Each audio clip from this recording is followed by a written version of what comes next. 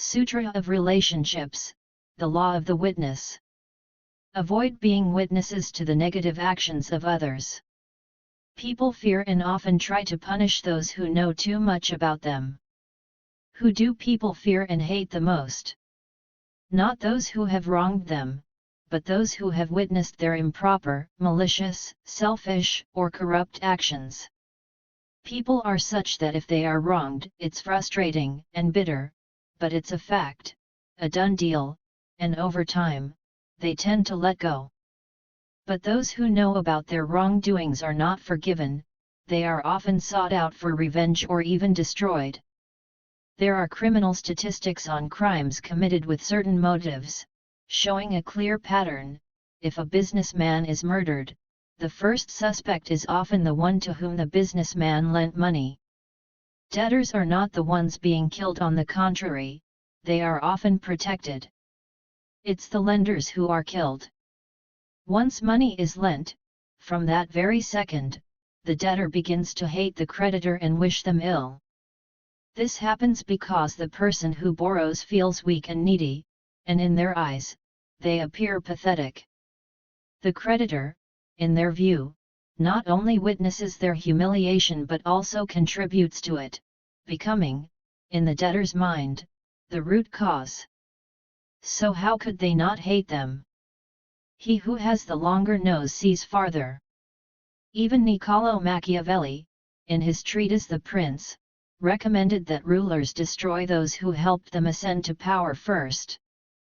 The path to power is rarely clean, and those who helped knew the future ruler when they were weak and unknown. Thus, the witness law carries an important message: wherever we work, whomever we interact with, we should strive not to know too much, as it will bring us no good. It is better to avoid situations where we acquire unnecessary information. It can be dangerous. People often forget good deeds quickly but remember the bad ones for life. Negative experiences are like a splinter lodged in our soul. Psychologists believe this is quite natural. The human brain reacts more strongly to negativity than to positive news.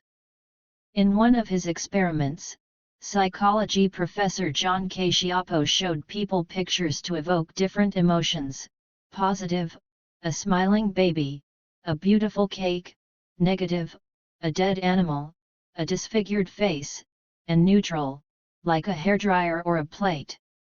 While showing these pictures, he monitored the brain's electrical activity. It turned out that the human brain reacts most strongly to negative information. This explains why people who witness traumatic events often suffer psychological harm for life. The main targets and sources of stress reactions are the higher cortical and limbic neural circuits, which manage awareness, learning, memory, and the evaluation and interpretation of external information. It has been proven that chronic psychosocial stress can lead to cognitive and emotional disturbances, as well as an increased tendency to consume stimulants. This is true for any living organism. A striking example is the disruption of conditioned reflex activity in some laboratory dogs at the Institute of Experimental Medicine during the flood in Leningrad, 1924. In the days following the flood, all positive conditioned reflexes disappeared in the dogs.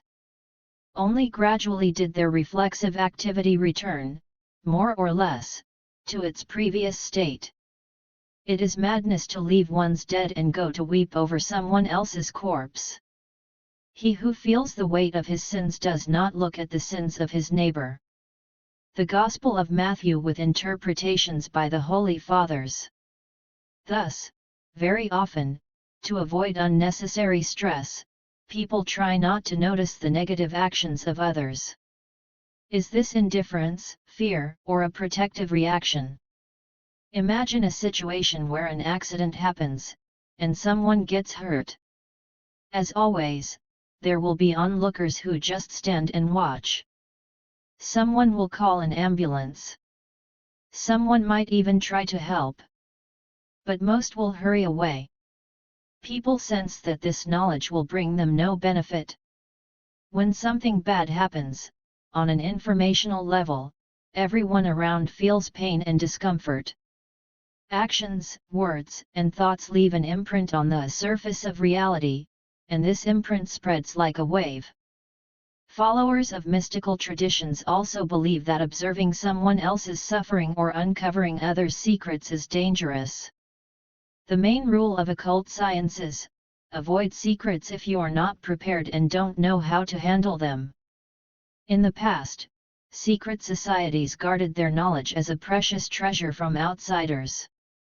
Later, the tradition of keeping secrets passed into Masonic schools, which influenced the formation of mystical orders.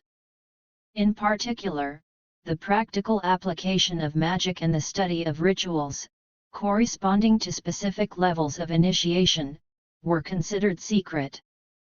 The implication is that revealing an initiatory ritual or betraying such secrets is punished by karmic forces. Those who reveal these secrets endanger themselves. Essentially, a person punishes themselves, for one who is overly talkative and lacks the virtue of silence possesses a certain psychological type that will inevitably attract problems, which could easily be considered an intervention by karmic forces. In Christian ascetic literature, passed down from the 4th to 5th centuries in a genre known as paterikon, it is said regarding the perception of others' sins, Abba Anthony, delving into the judgments of God, questioned, saying, "Lord, why do some live short lives and die, while others live to a ripe old age? Why are some poor while others are wealthy? Why do the unrighteous prosper and the pious live in poverty?" Then a voice came to him, saying, "Anthony, pay attention to yourself. These are God's judgments, and it is of no benefit to you to know them." One Christian parable also illustrates how knowledge of others' sins disturbs us and leads us into the temptation of judgment and pride.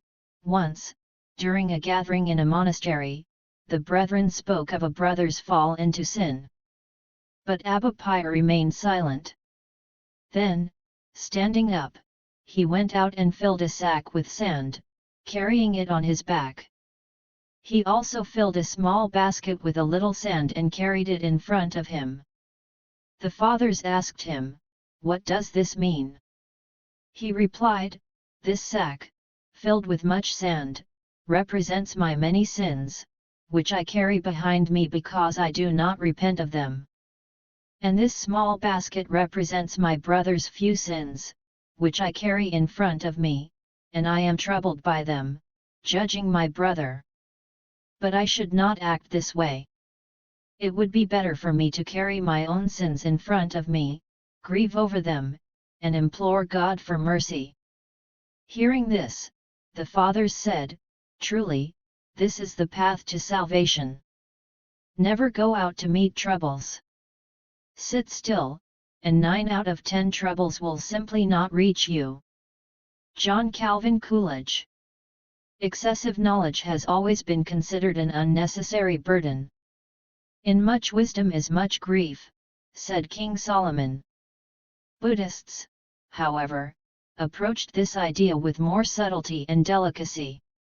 In a purely Buddhist peaceful spirit, they did not frighten those seeking extra knowledge but gently hinted that such knowledge would ultimately be of no use. This is conveyed in one of the parables about Buddha. Once, when Buddha was sitting under a tree, a great philosopher came to him. Buddha was already very old, and in a few months, he would pass away. The philosopher asked Buddha, "Have you already said everything you know?" Buddha took a few dry leaves in his hand and asked the philosopher, "What do you think? How many leaves are in my hand? Are there more than the dry leaves in this forest?" The whole forest was full of dry leaves, the wind was blowing everywhere, and the dry leaves made a lot of noise and music. The philosopher looked and said, "What kind of question is this? How can you have more leaves in your hand? You have only a few, at most a dozen, but in the forest, there are millions." Buddha replied, what I have said is only a few leaves in my hand. What I have not said are all the dry leaves in this forest." The philosopher exclaimed, "Then one more question. Why didn't you say all of this?" Buddha answered, "Because it would not help you. Even if I wanted to say it, it cannot be said. You must experience it and then you will know it. It comes through experience, through existence. Do not console yourself with your brother's sin, so that demons and people do not rejoice over your sin. The sins of others are before us, our own are behind us." The interpreters of Kabbalah, the religious mystical and esoteric teaching in Judaism, also believe that not everyone is capable of understanding sacred knowledge. Since the Middle Ages, there has been a belief that the secret essence of Kabbalah can only be grasped by those who have diligently and extensively studied the Torah, as the foundation of Kabbalistic teachings lies in a secret code embedded in this ancient book. And it is this code that allows one to control the universe, people, and social processes. Therefore, giving such knowledge to unprepared people is simply dangerous. Nowadays, the study of Kabbalah is conducted through books written over many centuries. Each subsequent book is considered a key to the previous one. Over the centuries, these books have accumulated so many legends that it is now difficult to determine the origin of one of the foundational texts, the Sefer Yetzirah. Many who now take up the study of Kabbalah hope that it will reveal some secret knowledge that will help them improve their lives and attain all kinds of benefits. However, secret knowledge is well protected by natural barriers. If beginner Kabbalists knew how many neophytes were led into the abyss by the pursuit of secret knowledge, they would think 3 times before burdening their minds with the study of magical formulas. Knowledge possesses great power.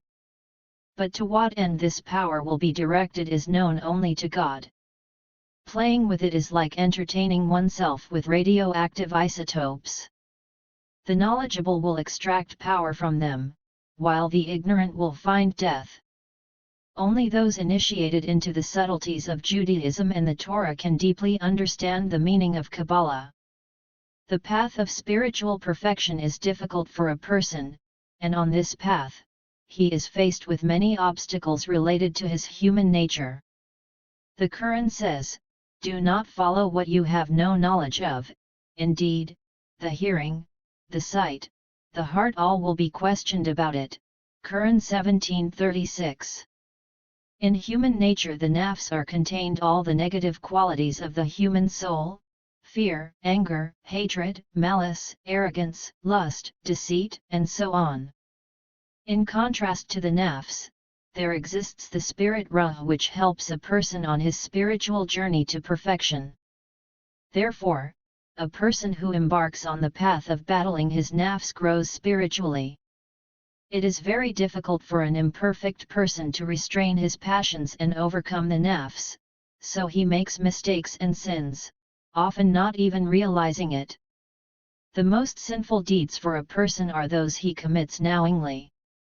In this case, recognizing his own imperfection, the person becomes angry at those who witness his misdeeds. Seeing the faults of others reminds them of their own shortcomings. If a random witness is unable to influence a situation or change it for the better, it is often best for him not to notice it. This way, he can protect himself from the anger and aggression of the sinner and from judging him. One who is foolish in life and behaves like a liar, who cannot keep a secret, will perish in the end. Shota Rustaveli. The desire to be infallible is the reverse side of pride. This is the paradox of religion, which teaches humility while simultaneously demanding uncompromising opposition to sinfulness. The great French philosopher and moralist François de la Rochefoucauld stated, "We all possess enough Christian patience to endure even the most severe suffering of others." The entirety of European culture and modern European values have inherited this paradox: a readiness to help others coexists with an intolerance of intrusion into our private lives. Within this paradigm, it is easier to pretend not to notice another person's problems than to try to help them without being asked. The very awareness that someone knows you not as you wish to appear to others is unbearable. Hidden secrets, buried deep within consciousness, suddenly revealed to outsiders, make us vulnerable. It is especially dangerous to be the keeper of secrets of rulers or powerful people. This was the case with Alexander the Great's closest friends. It happened more than once with the keepers of secrets of powerful Roman rulers during the decline of the Roman Empire, when unworthy individuals often rose to power. Curiosity is a beloved so enticing that her slaves will make any sacrifice for her. William Faulkner. Don't stick your nose in someone else's business. After the untimely death of the noble Marcus Aurelius Carus, supreme power fell into the hands of his wayward son Carinus. Weak-willed and cruel, he had neither personal talents nor reliable advisors to manage the vast empire. The awareness of his own worthlessness, and even more so, the fact that his schoolmates knew this, compelled him to follow an unwavering law: eliminate everyone who knows about your unworthy past or your vile deeds. And thus, a contemporary reports, he gradually developed an all-consuming hatred for everyone who reminded him of his recent past. The emperor exiled or punished with death his closest friends and advisors, but he especially persecuted his former schoolmates with spite. Inevitably, their places were taken by scoundrels of all kinds, whose abuses the emperor willingly ignored. This karmic law is well expressed in a simple but profound proverb: curiosity killed the cat. Folk wisdom long ago noticed the negative consequences of the habit of poking your nose into other people's business, especially if those matters are morally questionable. The Eastern proverb about the three wise monkeys, see no evil, hear no evil, speak no evil, offers an active method of protection from evil. The meaning of this phrase is that if we do not see evil, hear of it, or speak of it, we are protected from it. The motive of retribution for witnessing another's sin is beautifully illustrated in the medieval epic Tristan and Isolde.